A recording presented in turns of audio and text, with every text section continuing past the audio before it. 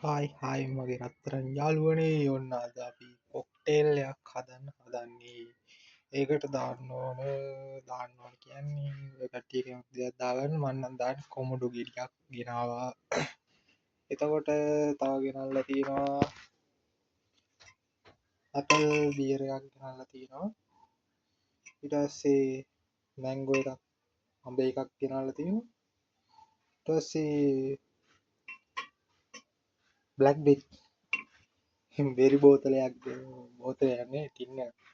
බ්ලැක්බෙරි ටින්න එකක් ගෙනල්ලා තියෙනවා ඔය ටින් තුන ඇපල් එකයි අඹ එකයි බ්ලැක්බෙරි එකයි ඊට පස්සේ අපි ගෙනල්ලා තියෙනවා සංස්ථා වයිට් ලේබල් එකක් සංස්ථාරක් වයිට් ලේබල් එකක් අපි කලවම් කරන වෙලාවට බලමු කොහොමද කලවම් කරන්න කියලා මං කොමඩු ගෙඩිය කපාගෙන එන්නම් කොමඩු ගෙඩිය කපාගත්තා ඔන්න කොමඩු කෑලි දාන්නේ එකට මොකද කොමඩු දාපුවා සවුත් වෙනවා නිකන් කනදා කොමඩු කපාගත්තේ